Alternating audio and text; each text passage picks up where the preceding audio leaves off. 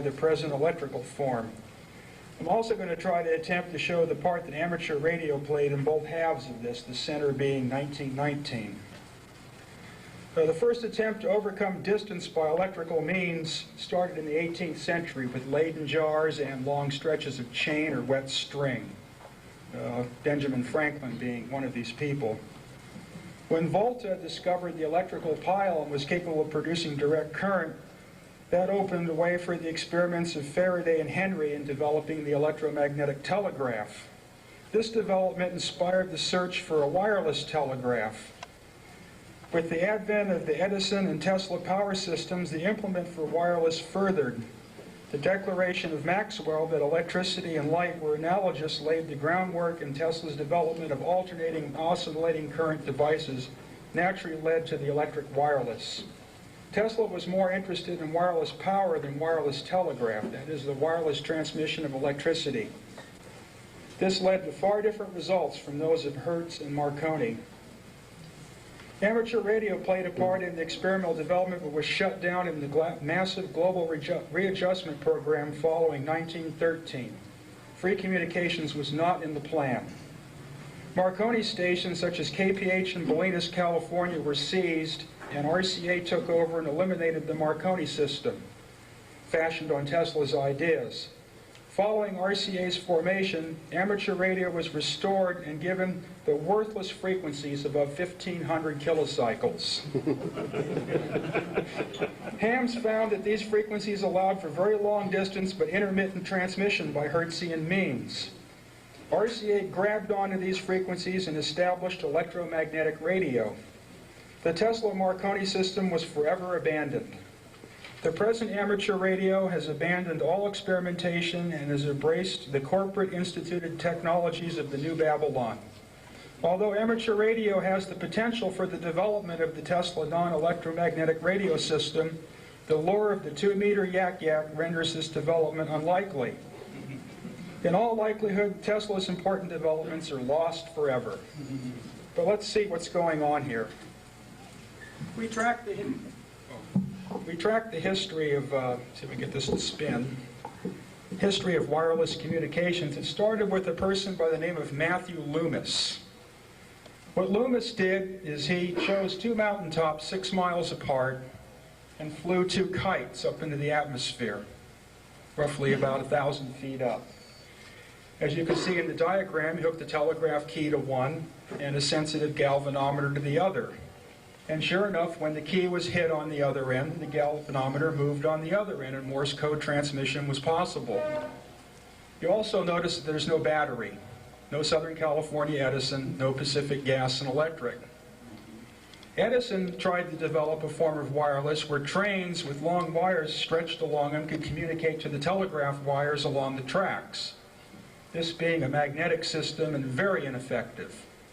Basically, these could be called single energy forms of transmission, and this one uses pure electrostatic, this one uses pure magnetic. It's interesting to note that the electrostatic worked and the magnetic didn't. Then we move on to the double energy wireless, where the real progress was made. Hertz in 1880 found that he could transmit VHF and UHF signals by discharging a capacitor into a loop, a half-wave loop, and a half-wave loop at the other end would produce a spark. But this didn't work over a very great distance. Tesla found by taking 2 resonant coils and exciting one with alternating current would produce the appearance of electrical power at the other end. This worked at very far distances, and no RF amplifiers were required. It wouldn't light up a light bulb at the other end. As wireless progressed, Tesla established the system where he could transmit longitudinally through the Earth electrical power at a velocity of 291,000 miles per second. Also, he developed a beam tube. What was that speed? 291,000 miles per second, pi over 2 times the velocity of light. 186,000 miles per second is C. I think you're exceeding C. Maybe kilometers? No, it's pi over 2 times the velocity of light. He is exceeding C. He'll go on and explain. Okay. There's a different set of dimensions. All right. Velocity of light simply is an expression of the ratio of energy to mass. All right, which is a limit. A limit to what? As a constant. It's a constant, Yeah. not a limit. In the beam, Tesla found that he could transmit direct current energy over incredible distances. And this energy not diverging out of the beam, much tighter and more compact than any laser ever built. In the longitudinal mode through the ground, there is really no losses, and the light bulb would light up at the other end. Marconi, in an attempt to circumvent the Tesla patents, changed the impedance of the system and used the flat top antenna, where you would get transverse electromagnetic propagations at 186,000 miles per second and longitudinal magnetic dielectric transmissions at 291,000 miles per second. For those that want to go back through history, Professor Wheatstone proclaimed that the velocity of electrostatic induction was pi/2 times the velocity of light. As those of you that know about electronics and electricity, I'm sure you all heard of the Wheatstone Bridge. Wheatstone was a very important researcher. As things progressed, we ended up with this. Thanks to Mr. Sarnoff and RCA, all of these things were eliminated, and we ended up with a system where transmission only propagated at 186,282 miles per second. And the losses in the system were total. This occurred in 1919, and by then Tesla vanished from the scene. Now, if we analyze these systems, we find that the longitudinal magnetodielectric system, that the electrostatic lines of force and the magnetic lines of force are directed in the same axis as the propagation of the electrical energy. In the Hertzian system, the magnetic lines of force and the electrostatic lines of force exist at right angles to the direction of electrical energy propagation, and this is what accounts for its incredible losses. In this system, we have little or no losses. In this system, we have an extremely high level of losses. In fact, by its very definition, it's resistance. It's called radiation resistance, a term familiar to many. Now, also, we have the waveforms that these devices produced. Now, we're familiar with the conventional alternating current. Okay, the alternating current has a real frequency in cycles per second. And it constantly cycles in a circular fashion back and forth. And then, of course, we know about the continuous current, or the direct current, which has no cycles per second. This would be called a scalar frequency. Scalar, by definition, is a quantity that does not vary in your system of variation, of either time or space or whatever variation you're talking about. Example would be like atmospheric pressure. Atmospheric pressure is the same everywhere in this room. And that's a scalar function. But if we take the function of the height of people in the room, obviously that's a spatial function. I can see all these waves moving around. So we have a scalar function, and then we have a regular function of variation in this dimension of space within this room.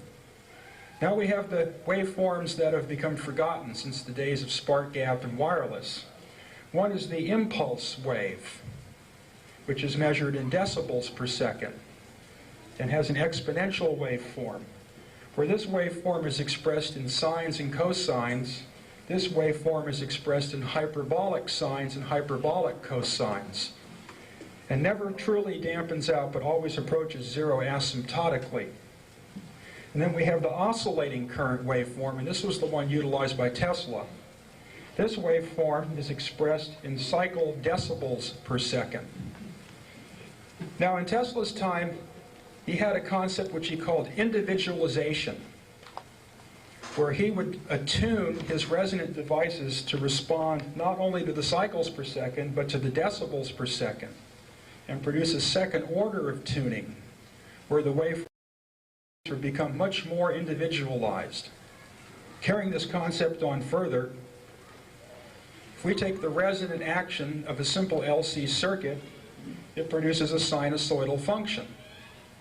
But if we take the resonant action of a quarter wave transmission line, shorted at one end and open at the other, not only will it resonate at the fundamental frequency, but it will resonate at the third harmonic, fifth, and ninth, and ad infinitum all the way out. And it will produce this waveform. So we can see where we're in conventional tuning, we're using the sine wave. In the transmission line tuning, we end up with rectangular waves. Now if we take the resonance of a coil instead of a linear transmission line, which is shorted at one end to ground and open at the other end, the harmonics are in phase and we end up with impulses. Now we find with the sine wave, the amplitude is the square root of 2 higher than what we would have, rather than 1, it would be square root of 2 higher because of the peak to average ratio. With the rectangular wave, it would be 1. With the impulses, it's infinity. Now what I attempted to show here is that in a measurable quantity of time, like on an oscilloscope, I used the black to show what we would see on the screen.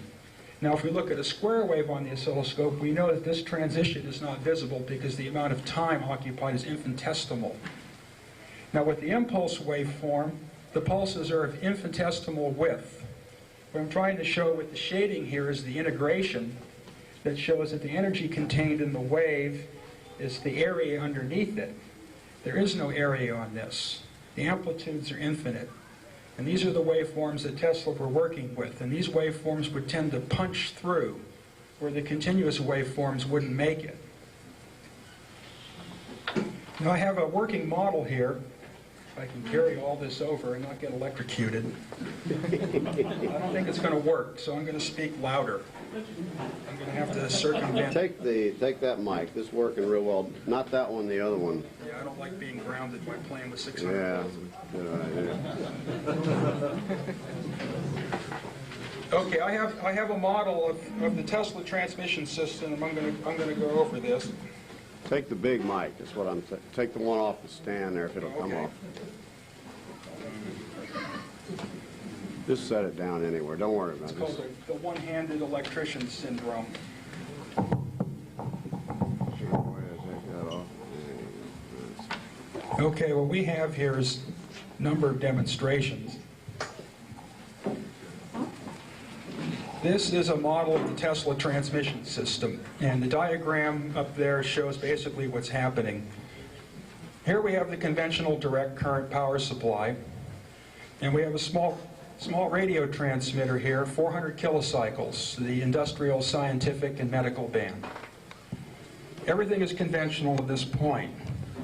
Here's our antenna, but it doesn't radiate any electromagnetic waves. Now this antenna, as you can see by the RF ammeter, is transmitting roughly 10 milliamperes of displacement current into the earth. And this signal can be picked up at great distances through similar devices by transmitting through the ground. There's no electromagnetic radiation from this device at all. There's a very intense electrostatic field, however. This thing is hot. Now the light bulb is the Tesla beam tube that transmits direct current through space. It's hard to demonstrate, but if I had a small electroscope, you would find that direct current is being transmitted from that filament because it's a hot cathode and transmitted radially out through space. And as I tune this device, if the filament is loose, you can actually see the filament expand and try to fill out in the space. There's an actual repulsive field around this device. Now if we eliminate the light bulb, we eliminate the losses. And then we go to the simple ground transmission mode. And the current goes up to a little higher than before, still about 10 milliamps. This is a very crude, small device. Now I've built these devices on the 40 meter band and powered them up to about 50 or 100 watts. And was successful with simply a coil hooked to a very low impedance ground of transmitting from the San Francisco Bay Area to Los Angeles with 599 plus. No antenna at all. No antenna. Very intense ground. 24 ground rods into a salt marsh, the San Andreas, the San Gregorio, and a third unnamed fault, all converging. And 500 feet of silicon bronze wire, all connected to a massive copper bus. Now, basically, if you view this device let's start with the quarter wave vertical. Everybody's familiar with the quarter wave vertical. Okay, those of us that love 80 and 40 meters know that the quarter wave vertical is a real pain. So what do? We wind a coil. Right. So we wind the coil, and then the antenna shrinks. But then we want to get rid of the antenna, so we wind more coil. But what does the coil do? The coil has capacitance. And then we keep on shrinking the antenna, and then the coil builds up more capacitance, until finally the coil becomes its own quarter wave resonant circuit. But its radiation resistance is 0. So our ground impedance must be 0. Because if we start off with an antenna current of 1 amp for a given amount of power into a quarter wave vertical, we're going to end up with a pure loading coil with no losses of a current of roughly 400 or 500 amps for the same amount of power. And that's going to put a heavy demand on the ground system. But if you can meet that, those poor people in their RVs that have that big coil and no antenna are going to have to turn their RF gain all the way down. And they're still going to be asking what you're doing, because they're going to hear every little squeak that your transmitter makes in between. Every bit of power supply hum, every bit of back wave, and they're going to keep on saying QRP. And it works. I've tested it. It does work. Now, I've developed various analogs of this. I have 2 analog computers here that simulate these type of waves. I'll move to my diagram here.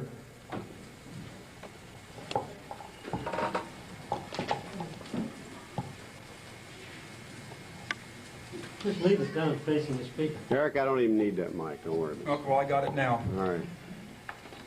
Okay, these are the various transmission paths we find on a resonant coil. We have the electrostatic, we have the magnetic, we have the magnetodielectric, and we have the electromagnetic. And all of these paths are circulating around the coil. It's a very complex transmission path, and analysis of it really boggles the mind, particularly for transient cases. And I had to develop a completely new system of algebra just to describe this stuff. And then I did manage to come up with practical algebraic formulas available for the ham radio operator experimenter that are published by a rather obscure organization up in Eureka called Borderland Sciences. And there's nomographs and tables to calculate your impedance and wavelength and all these things. It's completely engineerable. There's nothing mysterious about any of this at all. Okay, if we look at these constants here, K is what's called the elastance between the terms. Elastance is measured in per farads. Not farads, but per farads. Everything becomes inverted. Capacitance, of course, is measured in farads. This is the electrostatic impulse wave. This is the one that finds its way to the end first, the coil.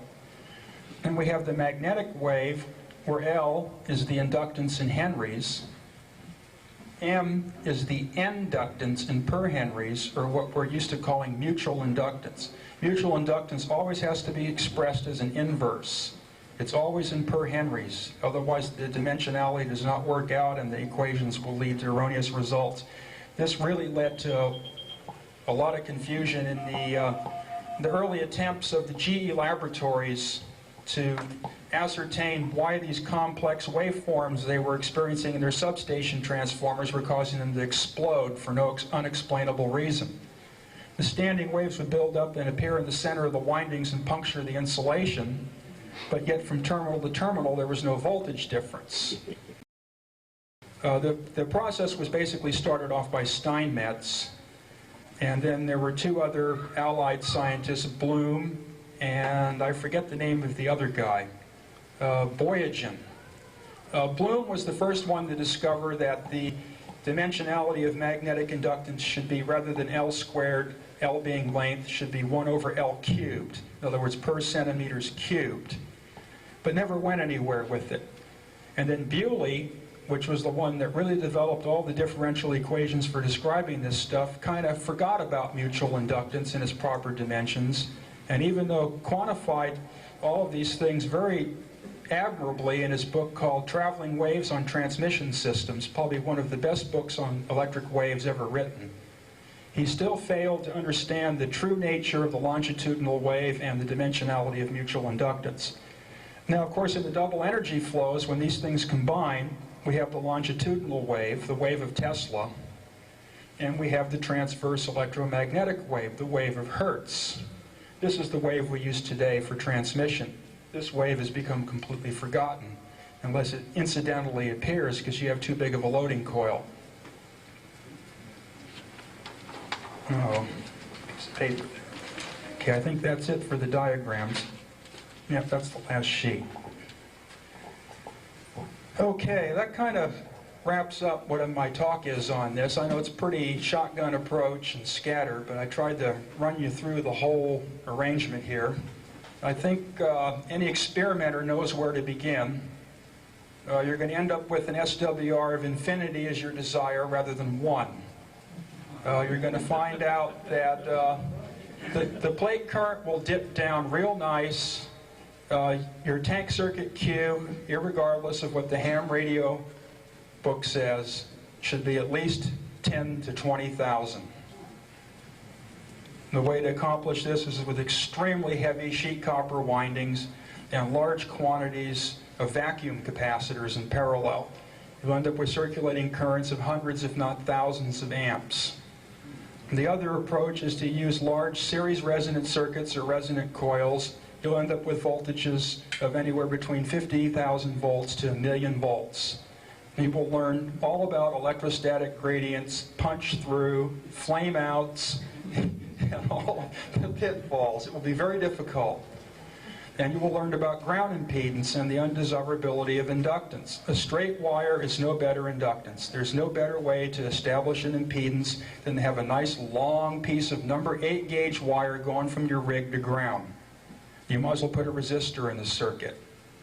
Everything has to be done with sheet copper. Any effective conductor of radio frequency current has to be a third wide as it is long. It can't be any thinner. Ground impedance has to be at least 100th to 1,000th of an ohm.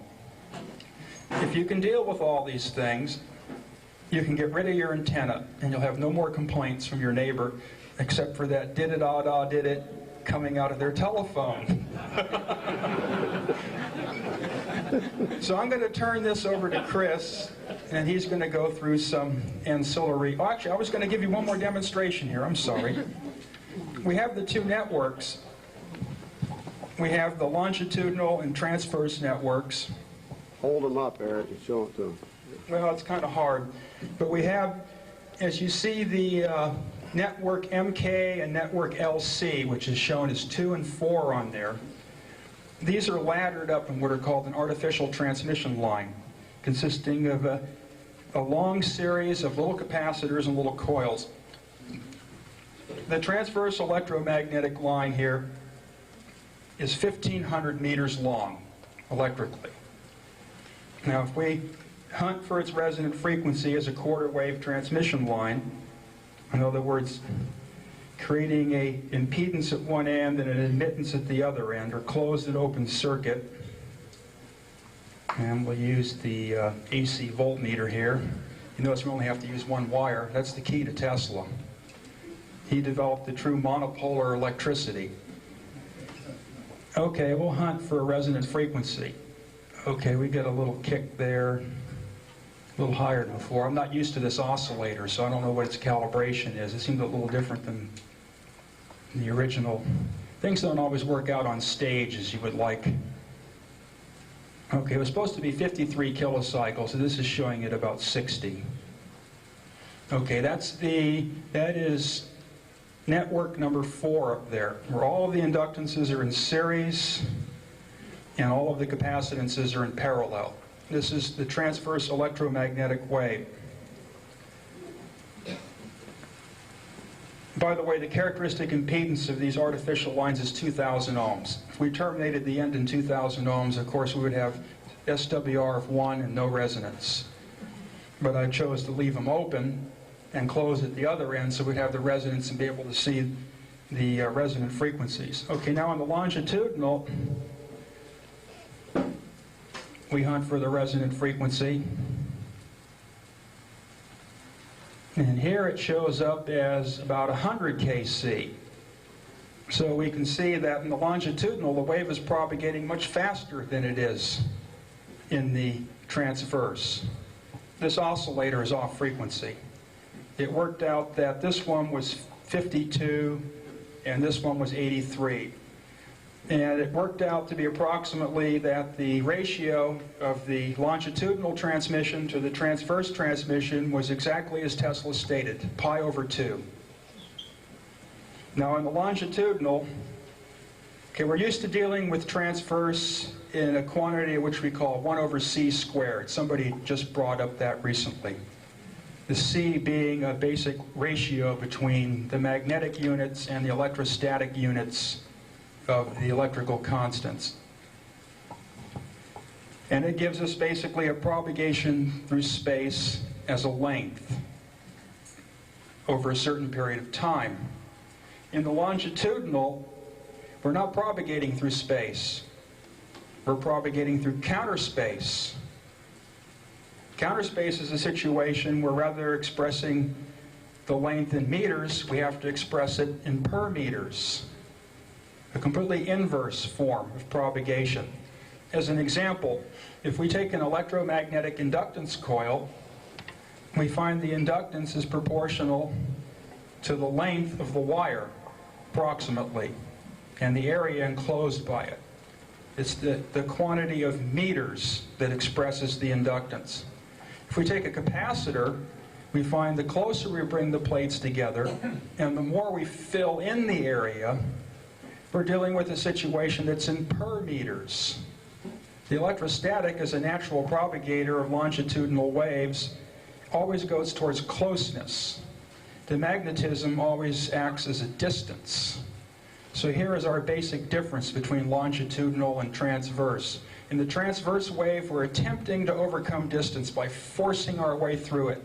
In the longitudinal wave, the 2 points are already there. Why fight it?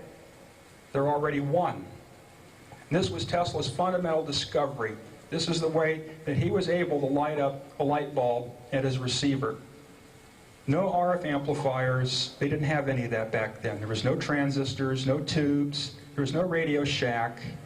There was no Newark catalog. There was no Henry. There was no ohm. There was nothing. All there was brass and wood. And that was it. There was nothing else. And this guy, Tesla, was capable of transmitting electrical power over incredible distances with just simple, practical materials. There was no silicon. There was no nothing to work with. They just started to develop vacuum tubes. His vacuum tubes were all just like the light bulb. They were all just one-terminal devices. And they would produce incredible quantities of light in the same fashion as the sun, completely unlike the incandescent light bulbs of today. And all Tesla's devices never used energy. Just like in a tank circuit, it was always returned on the opposite half cycle. So that concludes my talk. I'm going to turn you over to Chris for a few more demonstrations. Hopefully it wasn't too far out or confusing for you. I'm sure it was a lot of material. But also, I think I gave you something to start experimenting with. So those of you that love 160 meters, go to work.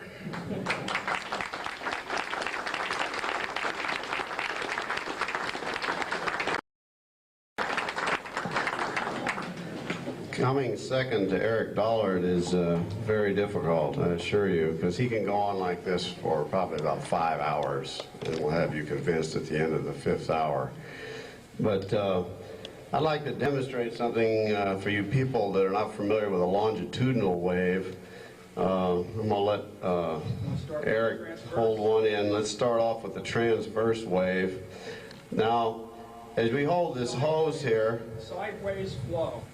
you can see that it takes a finite time for this transverse wave to propagate from one end of this hose to the other. You can see there's a finite time. That finite time is the speed of light.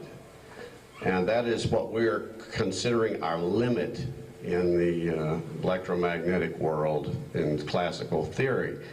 Okay, now Eric and I are going to demonstrate the longitudinal wave, the one that travels infinitely faster than the speed of light and has no losses.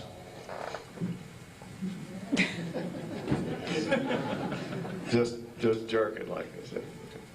As you can see, if you move one end, the other end moves instantaneously. There is no time delay as there is with the transverse wave.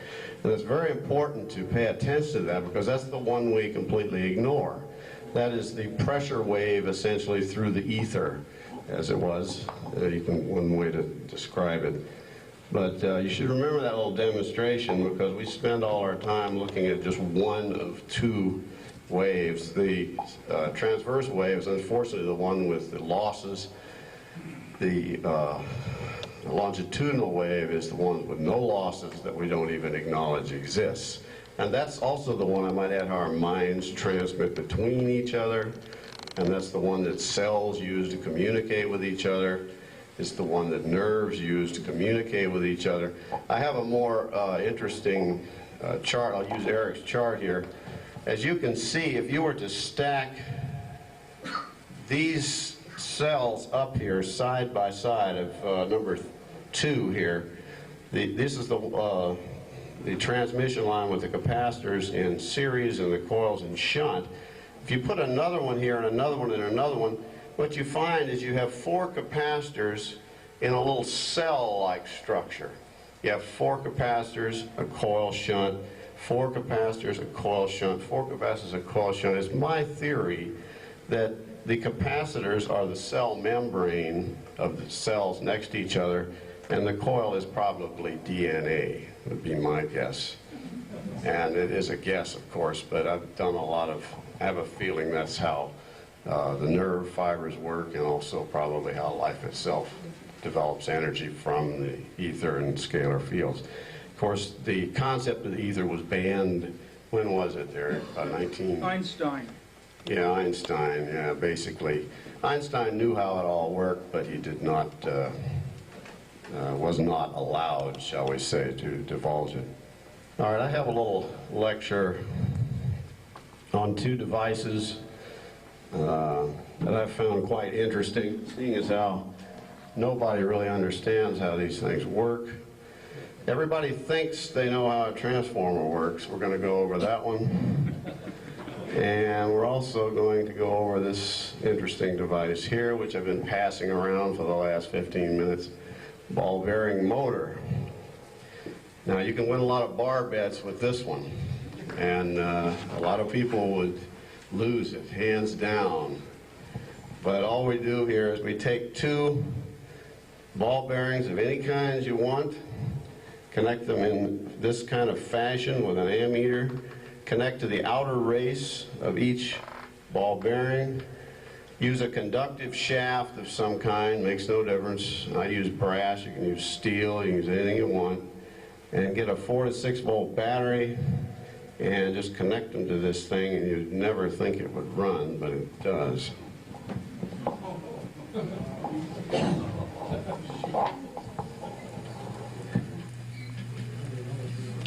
Eric, I'm going to need you to get this started. You have to give it a... 0 starting torque. You have to give it a spin. Stand out of the way of the thing. You have to give it a spin because its starting torque is very low. But its running torque is very high.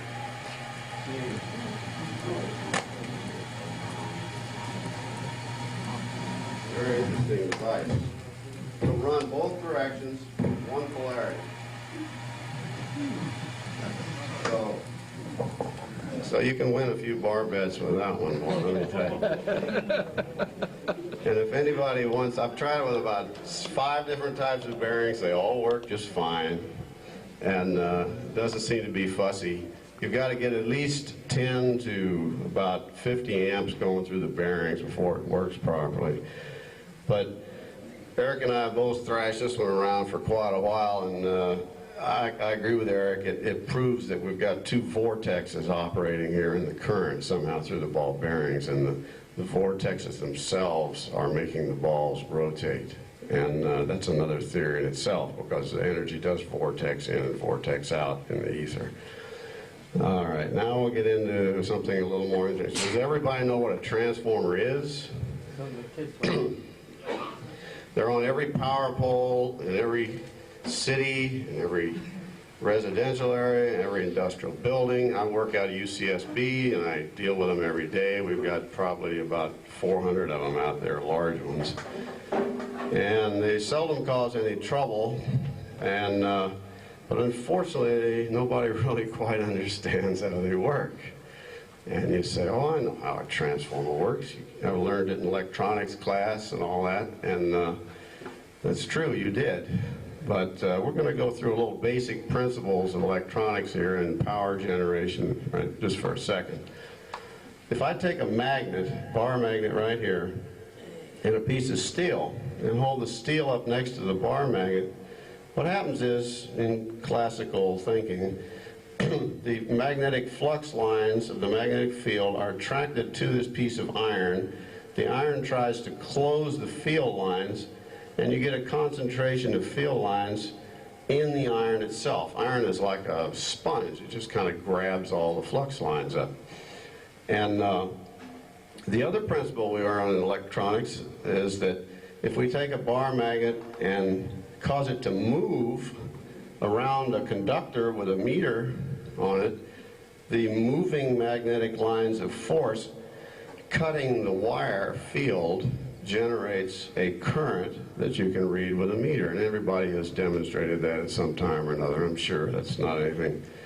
But the principle is the field lines cut the wires, and the wires somehow generate electricity. And interesting theory. On the primary winding of a transformer, this is a toroid. This is hopefully a perfect transformer. It has no core losses, and we'll just assume it has very good high permeability core. If you put an AC signal generator on this thing and your typical primary winding, the primary side we understand quite well, because when the current flows through the winding, the flux lines, it tries to make a bar magnet basically out of this piece of core right here, because you have turns around it and you have a piece of steel in it. So what happens is all the flux lines, just like this piece of iron up here, jump from the winding into the core itself, the magnetic core, and it forms a magnetic loop, actually a magnetic flux path around the transformer. And since it's AC in here, the flux, the magnetic field is changing, both direction and magnitude, with the alternating source. Is everybody following me so far? And nobody's disagreeing with anything? Okay, that's... No way. Are you? No way. You're not following. Well, you don't have to follow. That's all right. The snake oil. All right. Yeah, snake oil. You can explain this when I get through. Anyway, the problem exists in the secondary coil, which we all assume when the magnetic flux lines supposedly cross the winding of the secondary coil, it generates current, producing current in this arbitrary resistive load. The problem is that iron sucks up most all of the magnetic field. Like 98% or higher of the field will be within this red circle here, and within the iron, just like this thing, sucked up all the flux lines in here. And if there's any leakage flux, it's very small, and it's mostly around the primary coil, and it would be probably less than 1%. So almost all our magnetic field is within the red iron core, in this case. Now the problem exists is if the field is within the red iron core, no field line touches the secondary winding, because the winding is not within the iron. The winding is external to the iron. Now, if no field line touches the coil, secondary winding, then no voltage or current will be generated in the secondary winding. Now, albeit physics has devised a bunch of cute little things that supposedly make this work. However, there is no flux line touches the secondary winding. So if no flux line touches the winding, it cannot induce a current, it cannot induce a voltage. So how does it work? And that is the question you might be able to answer. Be happy to. You can. Oh, well, all right, fine. But there's no flux Now, the one answer you're probably going to give is if flux passes through a coil that generates current, that's fine. But there's no flux line touches a wire here, which means there's no interaction between the core itself and the wire itself, which means what is interacting here. Truth of the matter is we have no idea how a transformer works, even though they're the most common thing around. There are many explanations, but I've never seen one that would, Eric has pointed this out to me, that really explains this properly. So, I have a few electrostatic experiments over there, and my next talk, my favorite subject is electrostatics, and this is kind of off my normal topics, but the next lecture I give will probably be on electrostatics, which is very interesting because we ignore them completely. We're all in tune with magnetic stuff and magnets and coils and wire.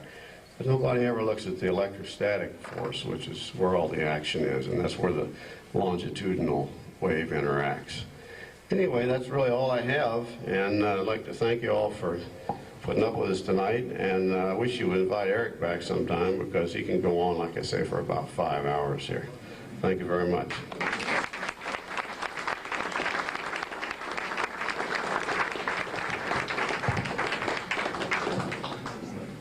Eric's going to answer questions.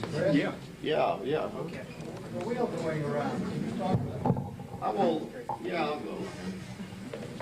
These are not really Tesla experiments. These are, Mr. Wimshurst invented this machine. This is what I call a dielectric induction machine. And I picked up that wording from Eric because the explanation of how this thing works is also not especially clear. The discs do not touch. The discs do not touch. There is 2 grounding electrodes on each side, and they're counter-rotating discs.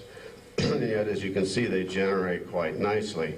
The generation portion we really don't understand too well, although there's a lot of explanations for this thing, but none of which I'm satisfied with.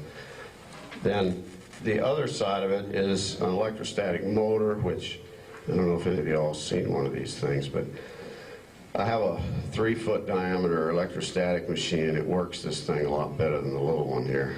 But we just had so much stuff tonight, and we had an hour, so I decided we're just going to do this one. But these machines are interesting. They use no magnets. They have brushes. They seem to work best with glass epoxy, of all things. Seems to be the best thing that works. What you're doing is, I'll let Eric explain the thing actually, but the glass epoxy of the rotating dielectric is a thing where the field lines of the ether essentially are attaching to pieces of that dielectric. And when they counter-rotate spin, one of them generates, one half the thing generates, the other half generates the opposite charge. It's, I could get into a lengthy discussion of how the thing works, but it's not really, I don't think it's correct. So,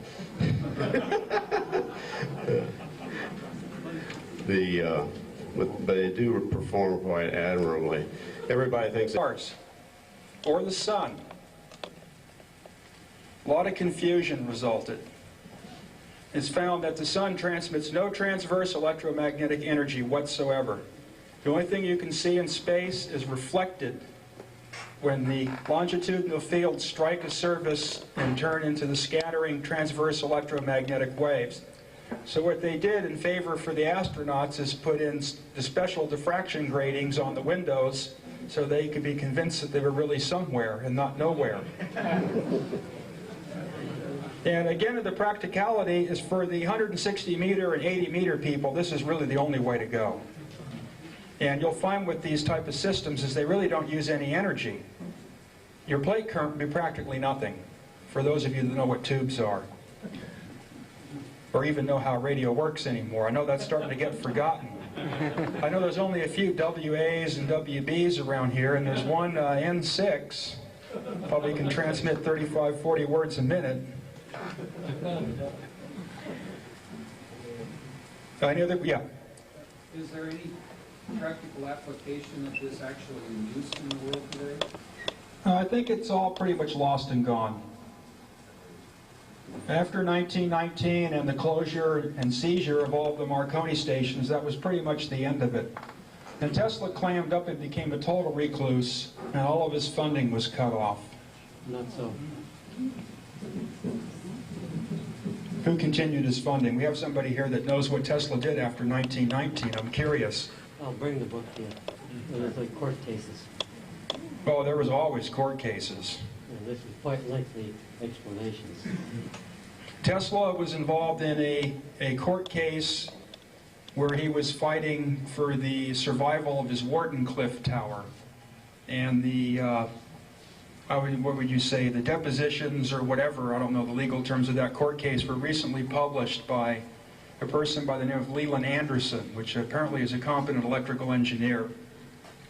And when you read through this, you see Tesla saying over and over and over again that his radio was non-electromagnetic. Repeatedly, but it all fell on deaf ears. Once physicists grabbed a hold of electricity, all knowledge of it ceased. Electrons have nothing to do with the flow of electricity. Electrons are the rate at which electricity is destroyed. Electrons are the resistance. The waveform of electron flow is the same waveform produced when you slam on the brakes and you hear that horrible screeching sound. It's not a nice harmonic sine wave. It's a very bitter, horrible sound of energy dissipation and material flying everywhere. Electricity flows in the space between the wires. This has always been known by electrical engineers.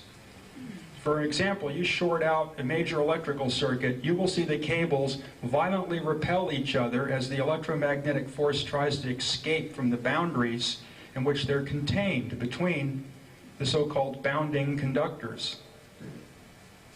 But most people are not electrical engineers and don't deal with the situation. I have to deal with it every day. I had a welder run away on me at work a couple of days ago, and every wire and every conduit tried like hell to escape the conduit. The noise was horrible. Everything repelled. Everything rattled. All the lights flashed and all the computers failed. I love it. Any more questions? Yeah.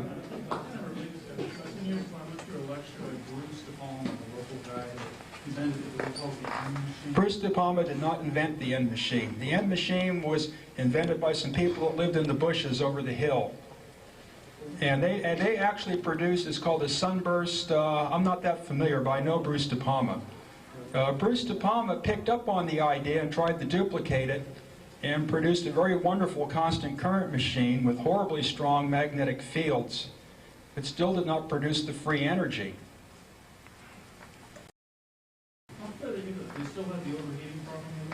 I don't know where it's gone now. He went overseas, and that was kind of the end of that. The problem is you get too high of a concentration of magnetic fields, and you're fighting a losing battle. Now what Chris did is Chris built an electrostatic equivalent of it, consisting of 1,000 picofarad variable capacitor that was spun by, I believe, a 10,000 RPM motor. RPM is the key. Same thing with Tesla. All of Tesla's true devices always spun at some horrible velocity. And this highly rotating, high-speed rotating variable capacitor, when hooked to a battery, would produce electricity from nowhere. I have a little device in my car where I operate my 24-volt military field radios off of 12 volts. Very crude device. It consists of a vibrator that charges two 12-volt capacitors in series and discharges, or charges them in parallel on 12 volts and discharges them in series on 24 volts. If the dwell angle on the contacts in the vibrator gets screwy, when you turn the switch off, the thing just sits there and keeps humming, powering the 327 pilot lamp for a period of about 2 minutes. But of course that's impossible, just like all Tesla's work. It's all impossible. It's like the transformer. That's why the lights should go out right now, but they're still humming away. Any more questions? Yeah. The other speaker said something to the effect that Einstein was suppressed, quote unquote. I must be by whom? Well, probably the same people that bulldozed my station in Bolinas and are now presently trying to close down KPH in Bolinas, which Marconi started in 1913. Same people that like to get rid of all those tubes and knobs on your radios. When I caught the fire department cutting my coax and said they didn't want any radios with knobs anymore. And the FBI said that the dope dealers were all upset that I was listening to their telephone calls, so the county came in with their SWAT team to get rid of my radios. It gets into a weird subject when you start to explore it. I'll tell you right now, the cellular telephone companies want to make the situation just like it is in the so-called United Kingdom. You better not get caught with a scanner in the UK, or you go to the brig. We will have none of your radios here, Mr. Dollard, and your experiments are banned in the town of Bolinas. We have a group to make sure. They even went so far as to cut down all the roadside telephones. So look up a group named Commonweal in Bolinas and talk to Hillary. They'll tell you who. It's up to you to experiment. I already lost a gallon of blood over it right out of the rear end. Any more questions? Yeah. Where did you get your ideas for the design of these experiments up here? Is there some booklet you guys? Well, it all goes back. You got to go to the library. I can give you some names: Steinmetz, Kennelly, Heaviside, Maxwell, Faraday, Bewley. Oh, let's see who else. Mathematician by the name of McFarland that worked out of Austin, Texas. Well, those are pretty much it. You work with those guys, and you know, and do your basic studies. You know, learn the algebra, and learn your dimensionalities. It takes about 14, 15 years. You're not on the internet, are you? I'm on CW every day. 7037 in the morning and 7137 at night. The rest of it, as far as I'm concerned, is just the Babylonian telephone. Because that 2 meters isn't good for your face. I did experiments with the higher frequencies. They cause eye cataract, so I'd be careful about holding that stuff around your head. And these little silly phones that people carry around, I don't know. 15-minute exposure, and I found I was getting 100% mutation in radish seeds. Things are a little different than you would think right off. Any more questions? Well, I guess I scared everybody. Eric,